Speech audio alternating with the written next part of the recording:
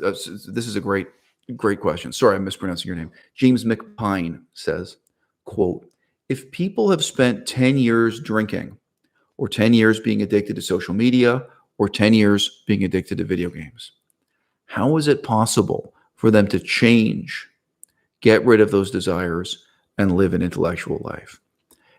James, I'm just going to keep it 100% real with you. I feel like the exact opposite is the question you've got to ask.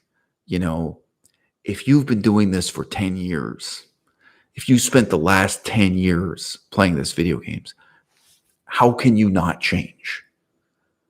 How can you not grow? How can you not have a desire for something better, right? And if you don't, what does that say about you? So if you're a supporter of mine on Patreon, you've seen the message I got. I removed the person's name, but a guy wrote into me saying that he's now 37 years old. And after watching just one of my videos, for the first time in his life, he's thinking about quitting video games. So he's played video games since his childhood, and he never saw it that way before. He never thought of it as something he would ever quit. And this is a big change in his life. And one of my Patreon supporters commented, wow, well, it sure is one thing to quit playing video games at 37. But imagine if he had waited till 47 or 57. Every year counts, every day counts, every decade counts. It may seem hard to change, but it's really hard to stay the same. And I think we see the pathos of that here on YouTube all the time. And look, guys, we can use video games as the example. We could use all kinds of other things as the example. Babe, could you pass me the book that has clouds? Thanks. Yeah. So, every so often I do play video games, and it's for 5 minutes here or there. You're going to hear from this description. And sometimes it's the most pathetic thing. Sometimes I have this yearning for the video game to be for me and to mean for me what it meant when I was a child, and it can't be that anymore. It can't be fascinating that way or thrilling that way or wondrous in that way where you just can't believe what you're looking. It can never do that for me again. I can never have that experience again. Today, I don't even know if it was for 5 minutes. I played R-Type with Melissa. So R-Type is the original R-Type, very simple video game. It's one step up from Space Invaders. And I was just playing it. And while I was playing, I was talking to Melissa about the history of the game a little bit. And I said to her, you can't imagine when this came out and when this version of the game came out, I said, people were excited. People were so thrilled. There were grown adults who were saying, you've got to get this. And people bought a new video game system just for this one game.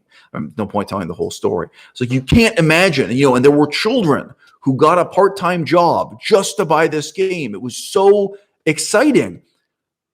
But there's nothing there. There's nothing to be excited about. I mean, we can look at it now with detachment, and you can just see how ridiculous it is for a child or an adult to be thrilled or fascinated. And we spent 5 minutes on this game and then went back to our lives.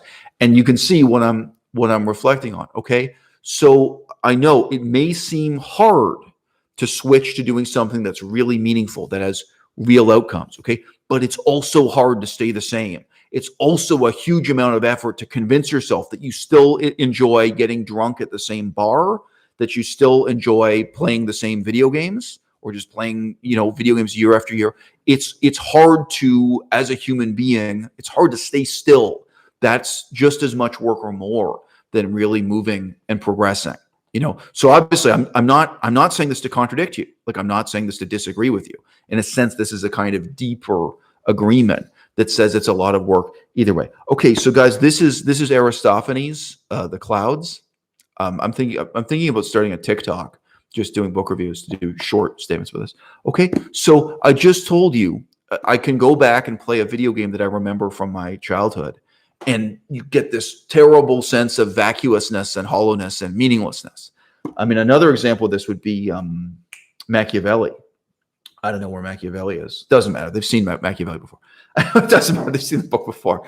But, okay, so almost a year ago now, I went back and was reading Machiavelli again. when I first read Machiavelli, I was basically a child. No point telling the whole story. When I first read Aristophanes' Clouds, I was a young teenager. I mean, I could get into the first encounters I had with Greek because I was involved in the theater when I was, quite young. So anyway, the very first time, then I read it a second time years later and stuff.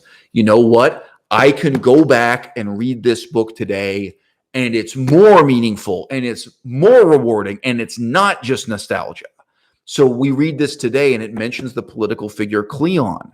And for me and my girlfriend both, it's like, oh, you know who Cleon is because you've read Thucydides, you've read these other books about politics. And, there are things in here that are now more meaningful and more important. There's, more you get out of it. I mean, obviously, Machiavelli, you really need to be middle-aged to read Machiavelli. Reading Machiavelli as a teenager is very, very difficult. You wouldn't get out of it. So,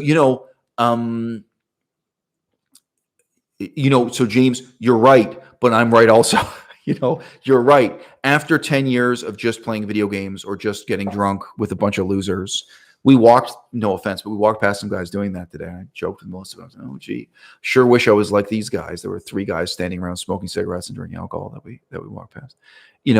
Okay, you do that for 10 years, and then it's hard to change. I am saying it's also hard to stay the same.